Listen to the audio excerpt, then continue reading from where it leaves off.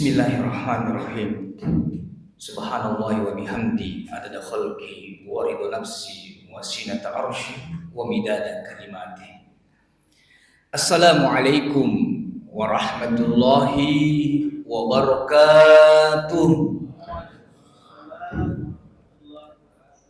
Innal hamdalillah nahmadu wa nasta'inuhu wa nastaghfiruh wa na'udzu billahi min syururi anfusina wa min sayyiati a'malina may yahdihillahu fala mudilla lahu wa may yudlilhu fala hadiya lahu. Asyhadu an la ilaha illallah wahdahu la syarika lah, Allahul malikul haqqul mubin, wa asyhadu anna Muhammadan abduhu wa rasuluh. Allahumma salli wa sallim wa barik ala nabiyyina Muhammad wa ala alihi wa ashabihi wa man tabi'ahum bi ihsanin ila yaumiddin. Rabbi israh li sadri wa yassir li amri wahlul 'uqdatam min lisani yafqahu qawli. Subhanaka la ilma lana illa ma 'allamtana innaka antas samiul alim wa tub 'alaina innaka antat tawwabur rahim. La haula wala quwwata illa billahil aliyyil azim. Bapak-bapak kaum muslimin, para ayahandaku yang hadir pada subuh hari ini, yang juga begitu ikhlas untuk duduk sejenak mendengarkan tausiah subuh. Fadli doakan buat ayahanda semua, mudah-mudahan ayahanda diberikan kesehatan, kekuatan dan keberkahan dari Allah Subhanahu wa taala.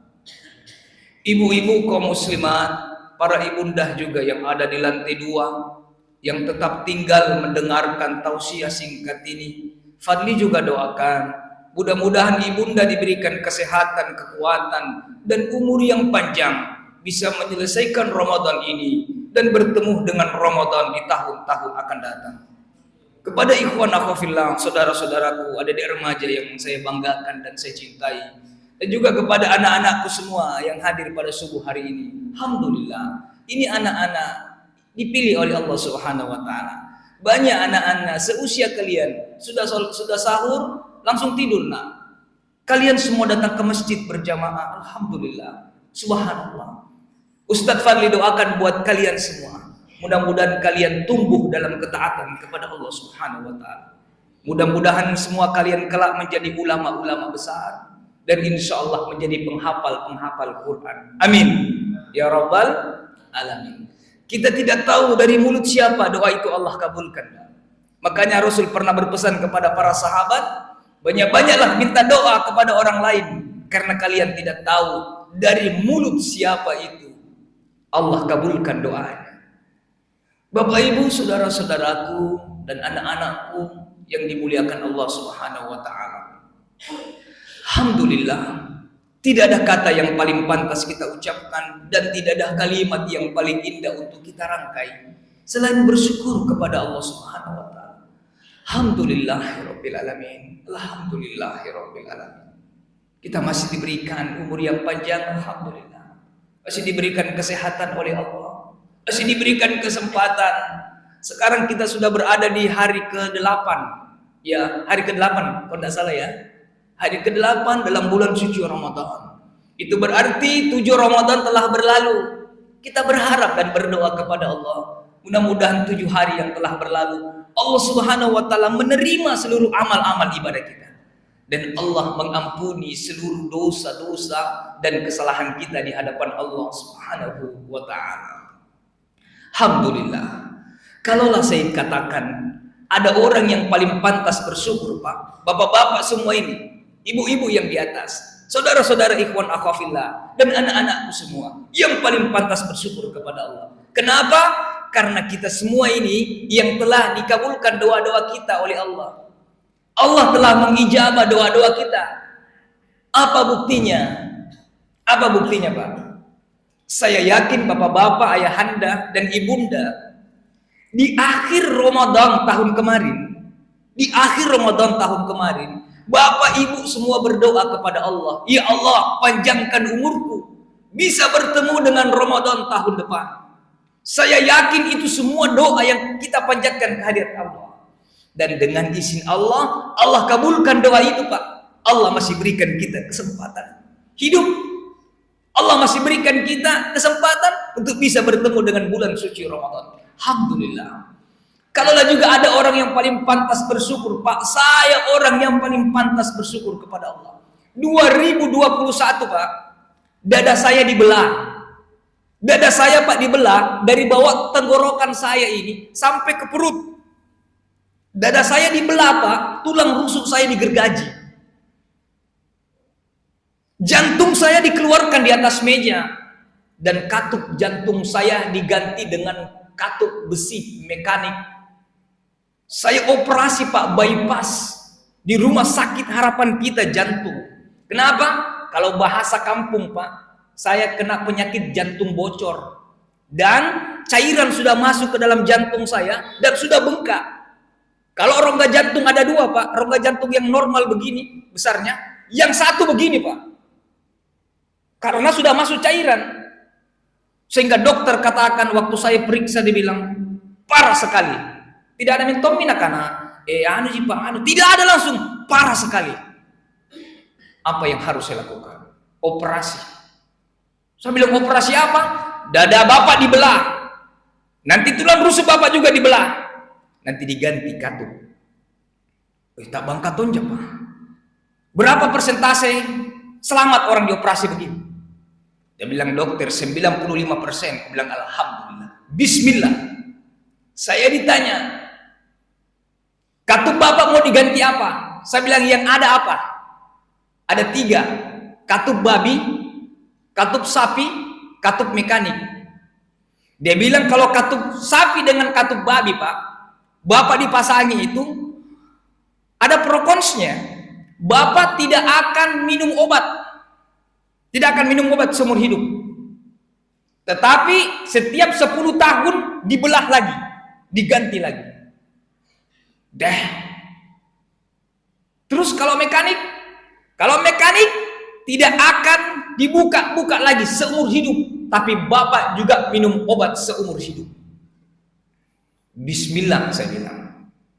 Saya naik di meja operasi. Saya bilang, berapa jam operasinya? Dokter bilang 5 sampai 7 jam. Saya dioperasi jam 8 pagi, Pak. Saya sadar jam 6 sore. Dengan begitu berat mata saya angkat. Yang pertama saya ucapkan, alhamdulillah. Saya menangis. Kau masih hidupkan saya, ya Rabb. Padahal saya sudah berpesan kepada istri saya. Saya sudah berada pada titik kulminasi yang paling rendah, Pak. Paling bawah. Tidak ada yang saya harap kecuali Allah pada saat itu. Waktu saya mau naik di meja operasi, istri saya sudah menangis. Saya bilang, kau jangan menangis, kasih saya semangat. 3 pesan saya bilang, kalau operasi ini tidak berhasil dan saya meninggal, itu takdir dari Allah. Yang pertama harus kalian ingat, saya bilang sama istri saya tidak punya hutang sama orang. Tidak ada hutangku sama orang. Orang yang berhutang sama saya. Jadi kau jangan risau dengan diri saya. Yang kedua, saya punya harta. Ada mobil saya 2, ada kendaraan saya, rumah saya ada 2, tanah saya, ada rekening saya. Kau ambil itu, saya bilang, didik anak-anak dalam agama supaya anak-anak tidak berkelahi mengenai sertifikat tanah, anak-anak tidak berkelahi mengenai warisan, didik mereka dalam ketaatan kepada Allah. Dan yang ketiga, saya bilang, kalau saya meninggal, jangan kubur saya di Jakarta, kubur saya di Soreang, di Galesong sana, di samping kakek saya. Tapi dengan izin Allah, Pak, Allah masih berikan kesempatan saya hidup. Jam 6 sore saya bilang, alhamdulillah, saya masih hidup. Saya tanya suster, jam berapa sekarang? Jam 6, Pak. Saya bilang, masuk maghrib waktu Jakarta. Saya takbir, Pak. Sudah sholat maghrib, saya jamaah isya. Sudah saya jamaah isya, saya salam, assalamualaikum, assalamualaikum. Saya lihat diri saya, Pak. Selang begini besarnya masuk ke tenggorokan saya. Sebelah kanan leher saya di lubang, masuk selang juga 2 mi. Bahu saya juga di lubang sebelah kiri untuk kasih masuk vitamin 3 mi selang. Perut, Pak, di lubang 2, ke jantung dengan paru-paru 5 mi selang. Dan yang terakhir kemaluan saya 6 selang dimasukkan. Alhamdulillah, dengan izin Allah, dengan takdir ketetapan Allah. Bapak-bapak, ibu-ibu, dan adik-adik semua anak-anakku, kalian bisa menyaksikan saya berdiri di hadapan kalian. Alhamdulillah. Kalau saya katakan ada orang yang paling pantas bersyukur kepada Allah, saya orang paling pantas bersyukur kepada Allah. Tapi saya tidak pernah mengeluh dengan sakit saya. Saya tidak pernah mengeluh kepada Allah, kenapa Engkau berikan aku penyakit begini ya Rob? Saya harus minum obat Pak seumur hidup. Jantung saya beda dengan bapak-bapak semua dengan ibu-ibu. Kalau bapak-bapak ibu-ibu jantungnya begini, jantung saya bunyi jam dinding Pak. Kenapa? Karena katup aorta saya besi sekarang ini. Begini besarnya besinya Pak yang ditempel. Begini besarnya. Jadi dia bunyinya jam dinding. Tik, tik, tik, tik. Jadi kalau malam itu tengah malam bersaing dengan bunyi jam dinding. Jadi mulai pas saat itu, pas setelah operasi, saya bilang sama istri saya tidak pernah kunci lagi kamar mandi kalau saya masuk. Kunci kamar enggak pernah Pak, karena itu yang saya hindari. Kalau tiba-tiba datang dan saya innalillahi wa inna ilaihi raji'un. Kita tidak tahu. Tapi itulah takdir yang telah Allah takdirkan. Kita bersabar saja dengan. Jadi kalau ada orang yang paling pantas bersyukur, saya orang. Bapak Ibu, saudara-saudaraku yang dimuliakan Allah Subhanahu wa taala, alhamdulillah. Kita semua datang berjamaah salat subuh Bapak Ibu. Alhamdulillah. Ini orang-orang yang dipilih oleh Allah Subhanahu wa taala. Saya hanya ingin menyampaikan pada kesempatan subuh ini sebuah cerita yang saya baca dalam kitab tasawuf modern yang dikarang oleh Buya Hamka. Di situ Buya Hamka menuliskan, dulu ada seorang raja bernama Iskandar Zulkarnain. Iskandar Zulkarnain. Ini ketika Iskandar Zulkarnain akan menaklukkan sebuah kota, Pak. Menaklukkan sebuah kota.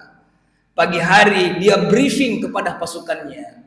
Wahai pasukanku, hari ini kita akan menaklukkan sebuah kota. Saya pesan buat kalian, tengah malam nanti kalian akan mendapati sebuah sungai yang dalamnya seperti setinggi dada dan gelap gulita. Pesan saya, apapun yang kalian injak, ambil. Begitu pesan sang raja. Adik-adik remaja dan anak-anakku semua, waktu berlalu, pagi, siang, sore, malam, betul tengah malam, dalam gelap gulita, mereka dihadapkan dengan sebuah sungai Pak yang panjang. Para pasukan turun menyusuri sungai itu. Dan mereka ingat pesan sang raja, apapun yang kau injak ambil Pak.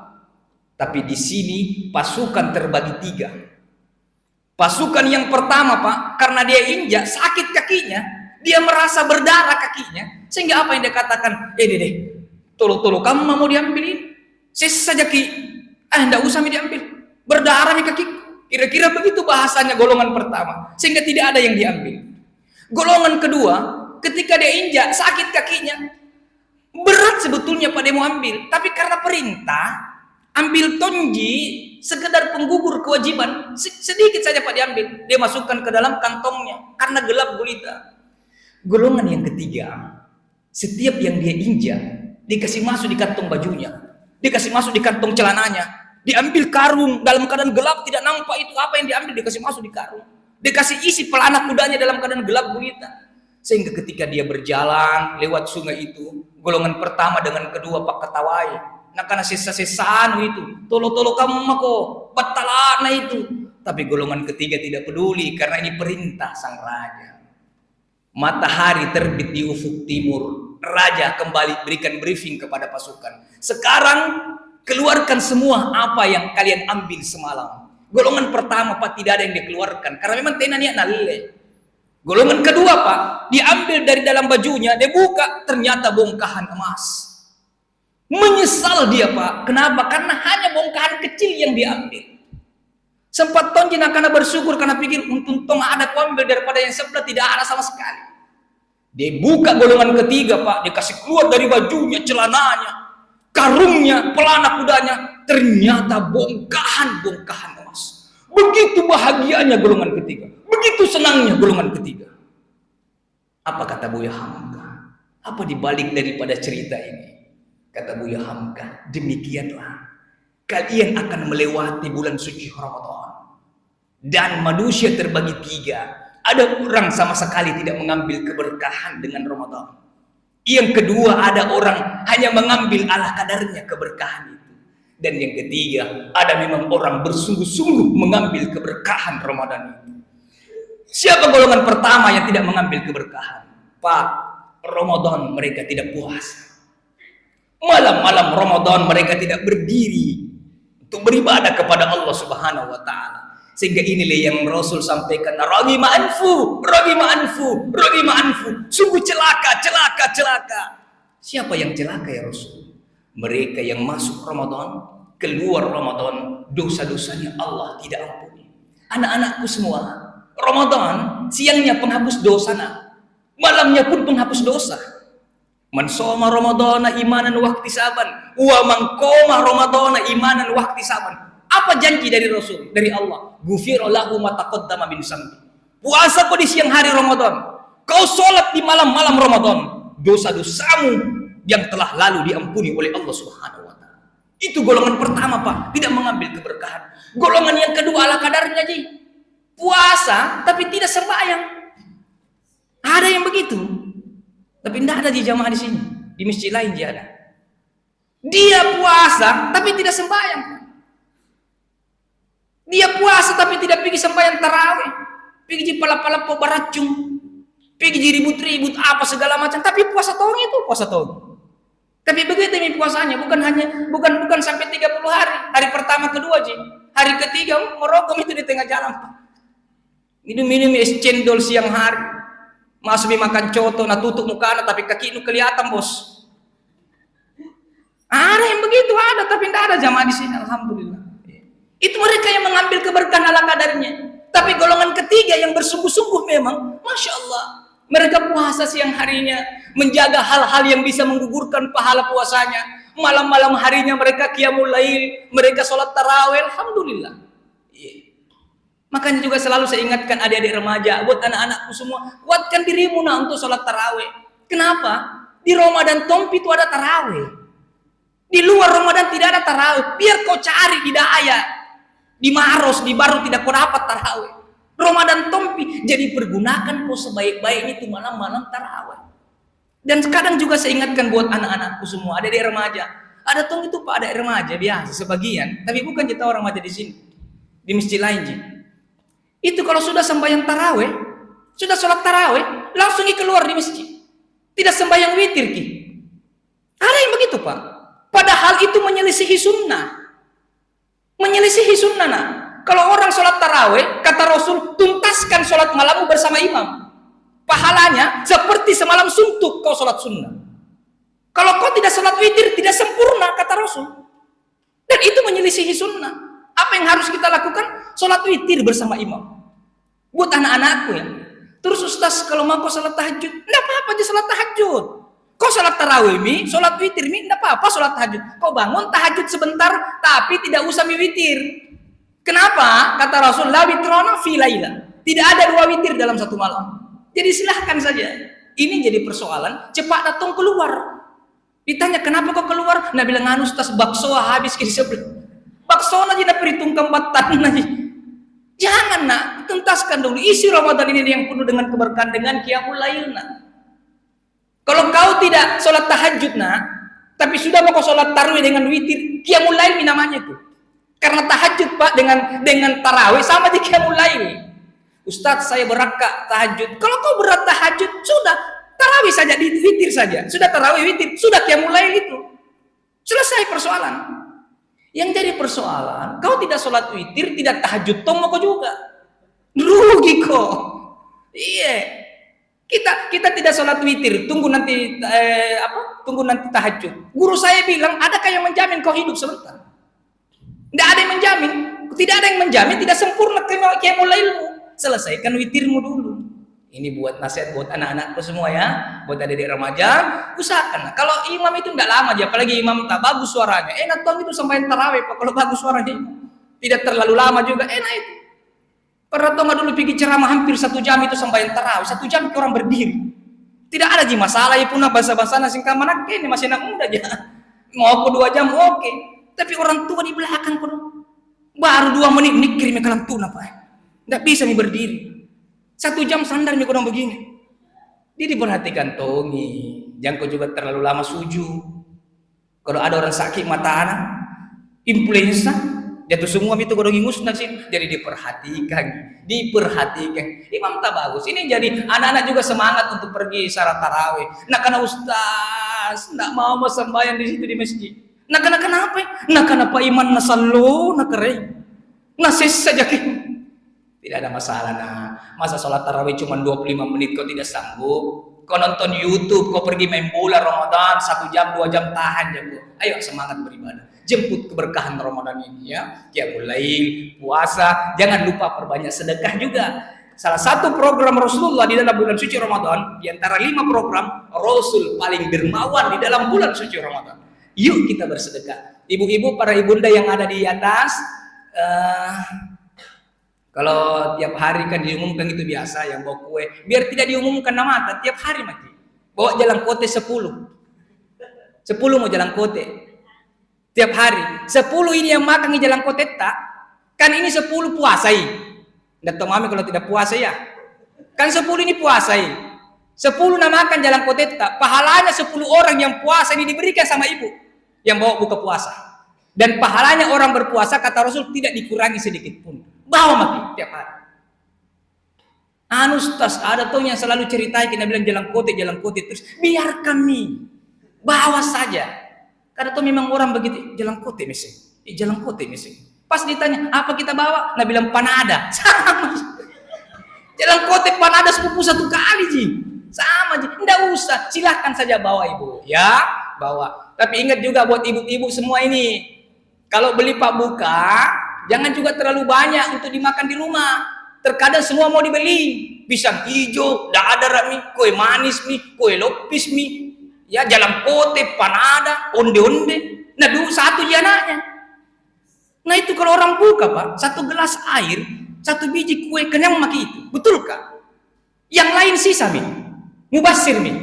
Innal mubasyirina kanu ikhwana syayatin. Sesungguhnya para pemboros-pemboros itu orang berlebih-lebihan temannya setan. Ini pesan dari Bank Indonesia, bijak dalam berbelanja, bertransaksi. Bapak Ibu ya, bukan pesan sponsor ini, karena Ustadz memang kerja di Bank Indonesia.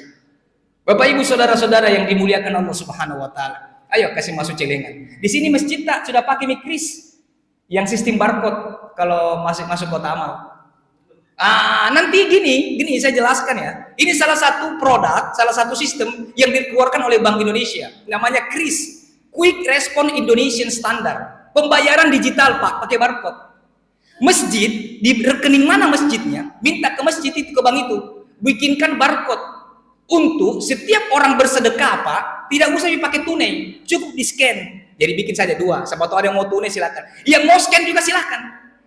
Bikin standing baliho, kan ada barcode-nya, standing baliho, taruh di pinggir jalan. Setiap orang lewat di motor, scan barcode, sumbang, selesai, masuk di rekening bank. Tidak usah dipasang celengan. Kita pasang celengan di tengah-tengah, pas penuh, bukannya pengurus masjid ngambil, peluk. Ini bagusnya kalau kris pak, ditempel-tempel, masuk ke rekening bank, masuk ke rekening tak. Tidak setengah mati pengurus masjid jika menghitung kembali, yang mana uang tua, yang mana uang japo. Nanti di store lagi di bank, capek pak. Bersedekah dengan kris efisien, aman, dan berkah insya Allah. Bapak ibu saudara-saudaraku yang dimuliakan Allah, terima kasih ya atas perhatian dan kehadiran kita sama-sama di masjid. Mari kita jemput keberkahan Ramadan itu, perbanyak ibadah kepada Allah. Anak-anakku tetap puasa ya sampai 30 hari ya. Insya Allah dapat bonus dari bapaknya nanti, insya Allah dikasih hadiah ya. Saya sudah janji kepada anak saya bikin program di rumah pak. Anak saya mengaji, ada yang bilang Abi saya 4 kali khatam, saya 2 kali khatam, masing-masing 2 kali khatam, silakan. Saya bilang 1 kali khatam 250.000. Jadi kalau 4 kali kok khatam 1 juta di tangan. Alhamdulillah, saya bikin program begitu ibu. Kenapa? Allah saja kasih reward buat hamba-hambanya. Kenapa kita tidak kasih reward buat anak-anak kita? Saya begitu, sehingga mereka semangat. Alhamdulillah, dengan izin Allah juga Bapak Ibu, saya dikaruniai seorang anak perempuan hafizah 30 juz. Alhamdulillah. Mudah-mudahan insya Allah anak-anak kita dan generasi-generasi kita semua tumbuh dalam ketaatan kepada Allah Subhanahu Wa Taala. Mudah-mudahan pertemuan subuh hari ini Allah berkahi. Mari kita tetap istiqomah untuk mengisi malam-malam Ramadan dengan memperbanyak ibadah kepada Allah. Kita berdoa kepada Allah, mudah-mudahan Allah panjangkan umur kita bisa bertemu dengan Ramadan di tahun-tahun akan datang. Saya kira cukup sekian. Terima kasih atas segala perhatiannya. Subhanaka Allahumma wa bihamdik. Asyhadu an la ilaha illa anta, astaghfiruka wa atubu ilaik. Wallahu muwaffiq ila aqwamit thoriq. Assalamualaikum warahmatullahi wabarakatuh.